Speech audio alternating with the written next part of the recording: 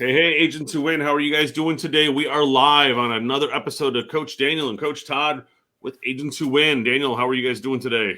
I'm doing well. It's officially Turkey Month, so Yes. this is Ditch the when candy. we start dieting to prepare for Thanksgiving.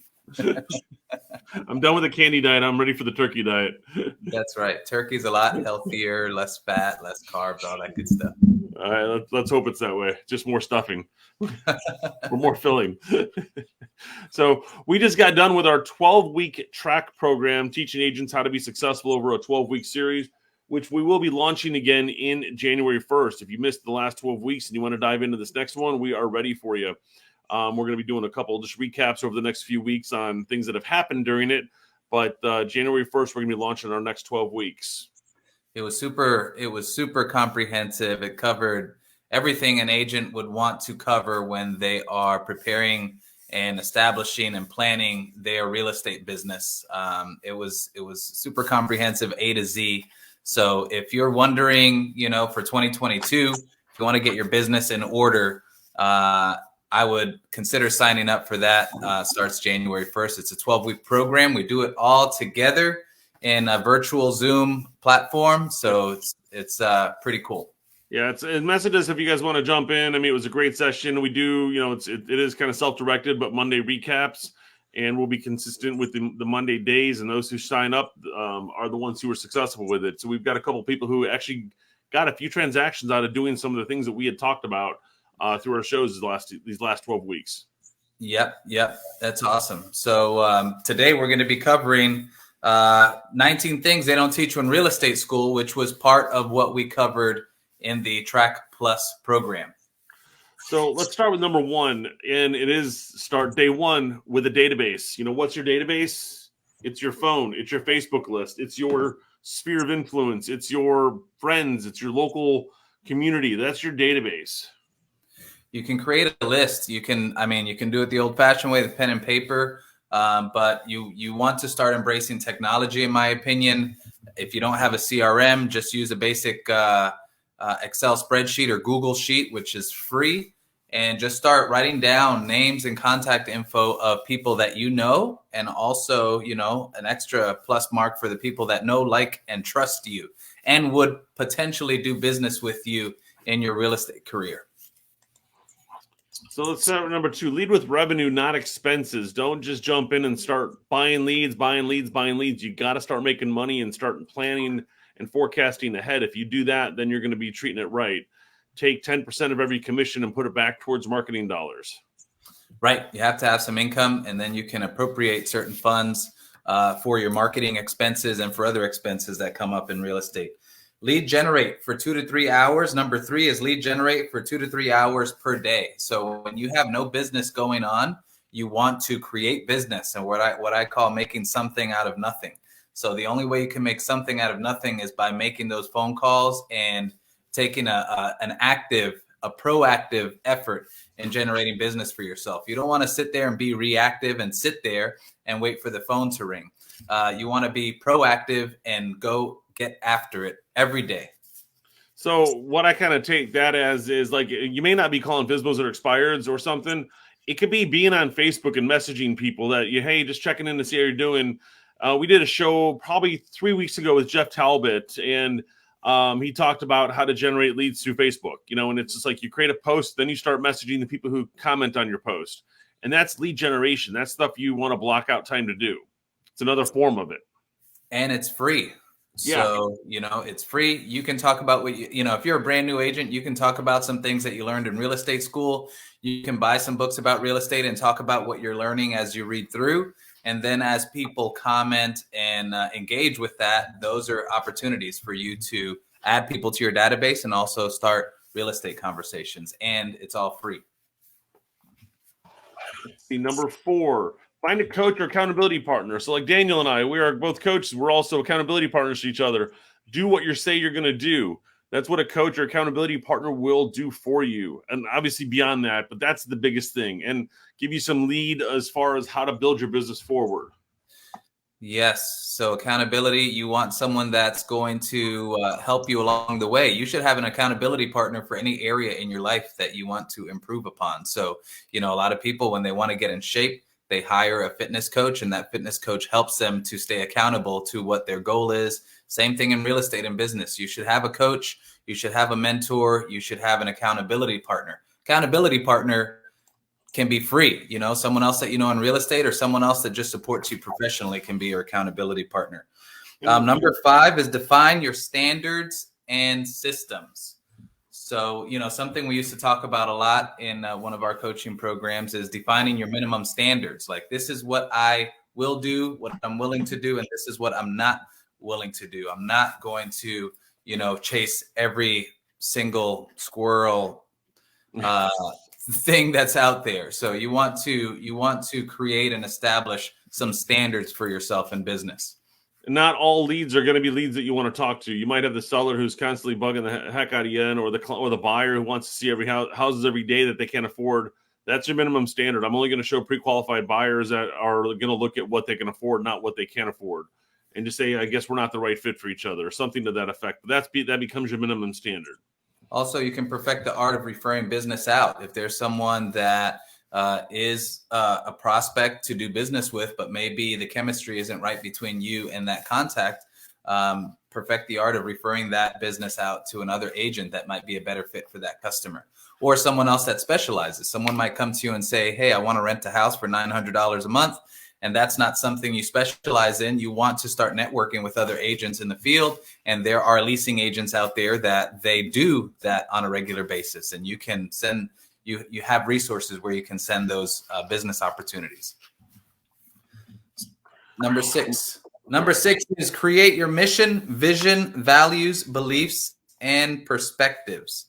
So this is something that you'll probably need guidance on if you're brand new to the industry, but mainly, these are your principles. These are your business morals. These are going to be the guideposts that guide your real estate business.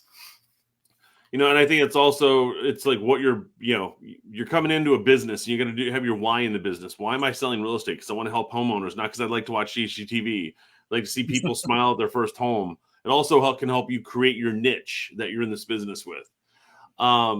Number 7, utilizing social media, which we talked about, like get in Facebook groups, start Facebook groups, be active on there about real estate. And, I've got some agents who are not on Facebook at all. And they're like, how do I get the word out? Well, you've got to go the old snail mail route. And it's like, hopefully they read it and remember you. If they keep seeing you over and over again, then they're going to remember you, that you're in real estate. Social media allows us to communicate with a large amount of people effectively and efficiently, quickly. You can make a post, and that post can get 200 eyeballs or viewers on it, where if you didn't have social media, how else would you get 200 eyeballs or viewers on something else that you said? It could take months or years to get that kind of viewership. So social media, use it to your benefit. You're right. There are some agents, sometimes they come into the business, they say, I don't have Facebook, I don't do Facebook.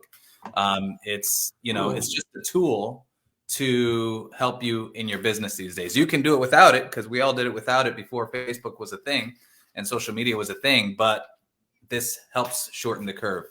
Yep.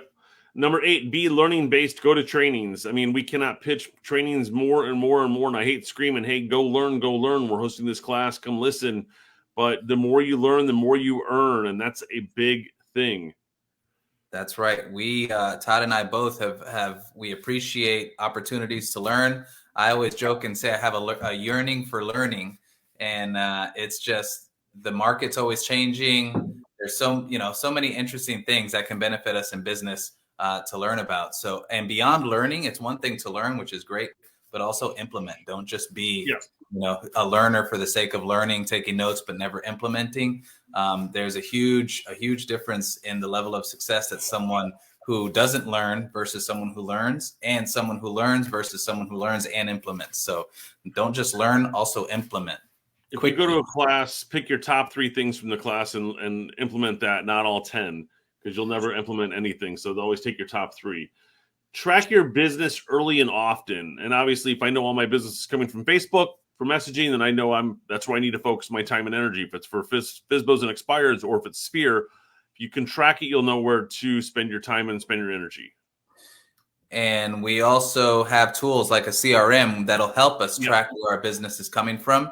So if you're getting a lot of business from one source, that's awesome. You definitely want to keep nurturing that source, but you always want to add sources of business, because if one day that one awesome source of business dries up for some reason, or they change the name and you can't find the website anymore, then you want to have another, source of business. That was a joke because Facebook supposedly is changing its name. So I don't know if you've heard that. I keep hearing that. It's not changing. It's just the parent company. But I was like, why would Facebook change their name? This is okay. Yeah. That was the rumor. Facebook's changing name. So if one day you go to facebook.com and that's your number one source of business, and they change the domain and you didn't hear about it, boom, your business. Where'd Facebook go?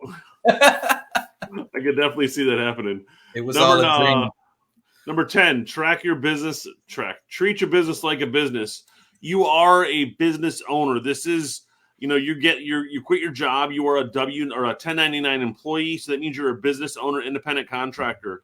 If you're not out there working, you're not making money. You're not going to go rely on Johnny, to be writing your broker to be writing you paychecks. It doesn't work that way. You got to create your income. 1099, you're in control of your own destiny. You can no longer blame the man or the boss or the CEO. You are 1099. It's your own business. So you got to treat it as such, take responsibility for all of your actions. And that's it. You said it.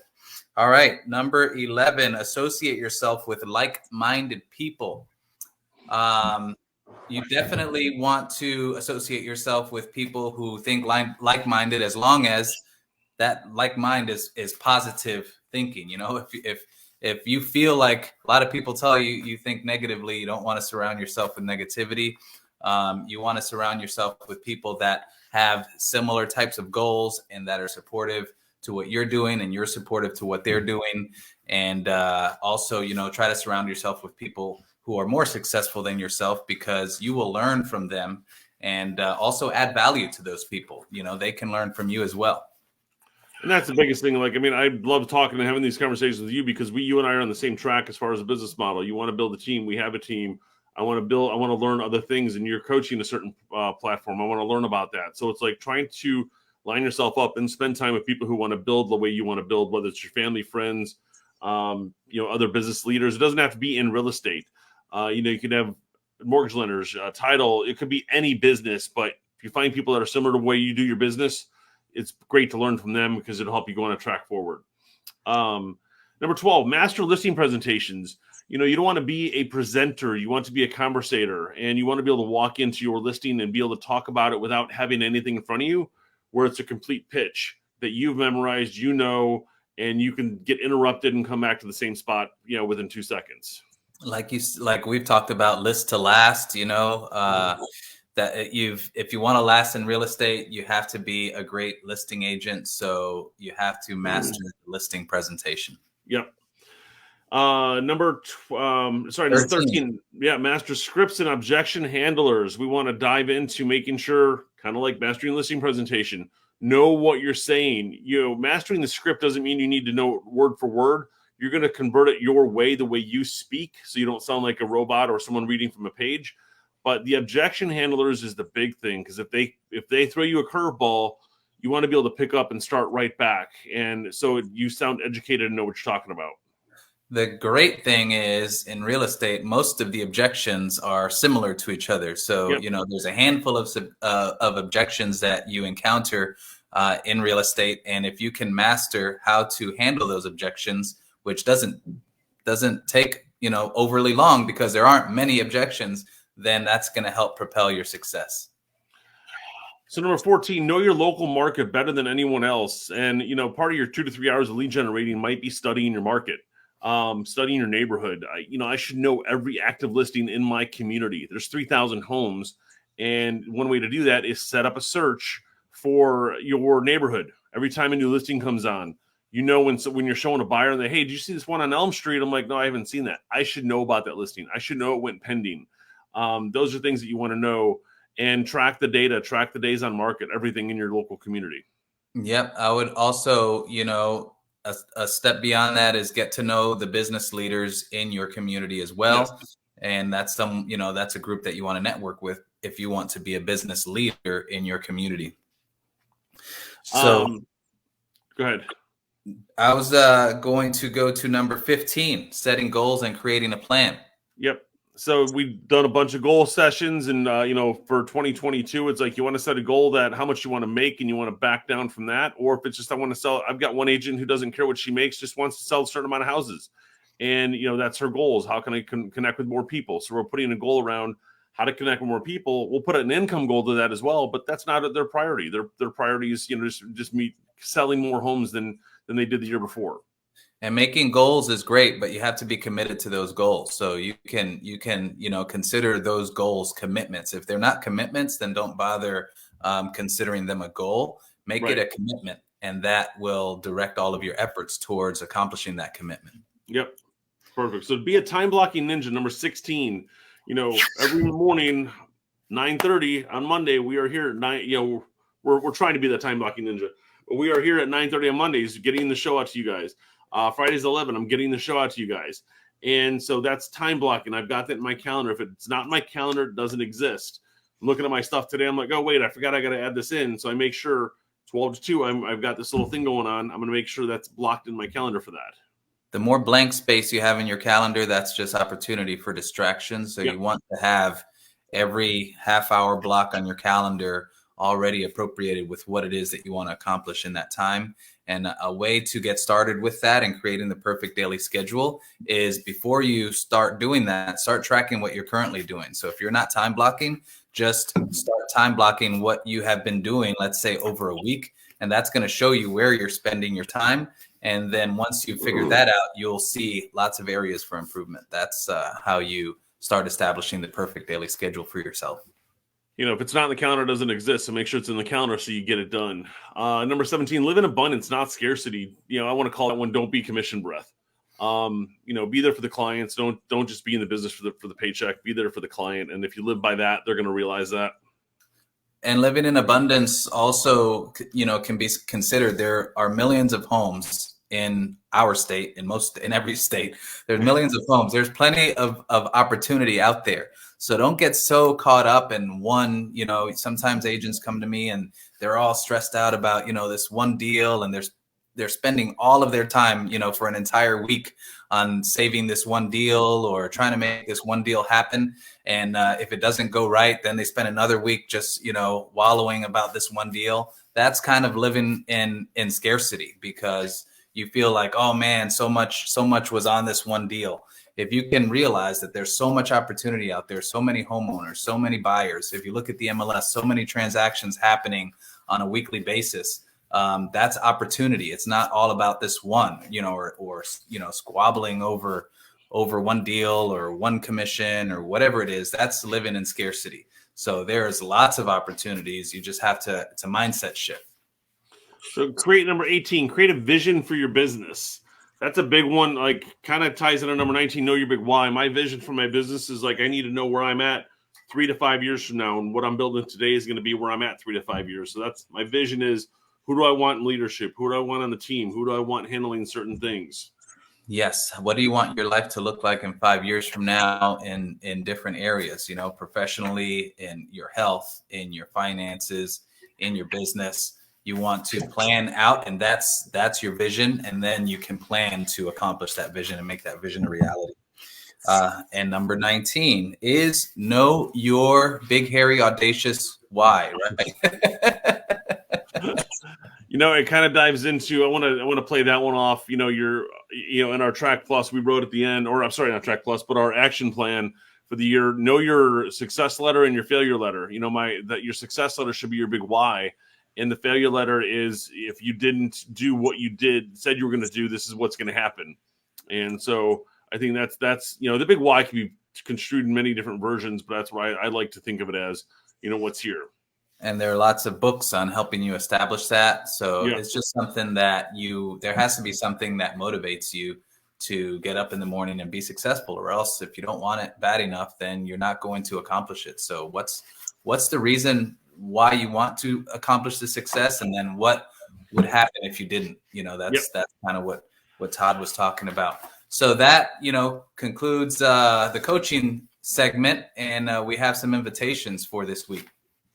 So we've got a couple of events we're hosting here in the Orlando market, and some of it will be virtual, but one of them is Divvy is a competitor to Home Partners of America, and they're at our office. What time tomorrow?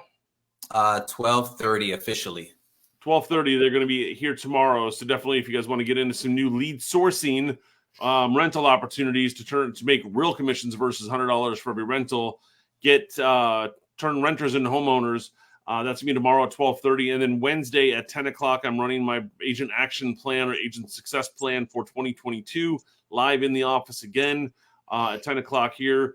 And then Thursday, Tommy Sedgwick with our referrals coach. He teaches the 7 levels of communication. He's a certified referral trainer, and he will be teaching us on Thursday at 10 o'clock how to build a referral-based business. So we got a busy week ahead of a lot of good things going on. So I'd love to see you guys here. If you are in the Orlando market and would love to attend, let us know so we can make sure we have a seat ready for you. That's right. If you want to RSVP, just message one of us and we'll reserve you a seat. Yep. I think that's it for today, right? That's it. You guys have an awesome week ahead. Woohoo! All right. See y'all next time. See y'all.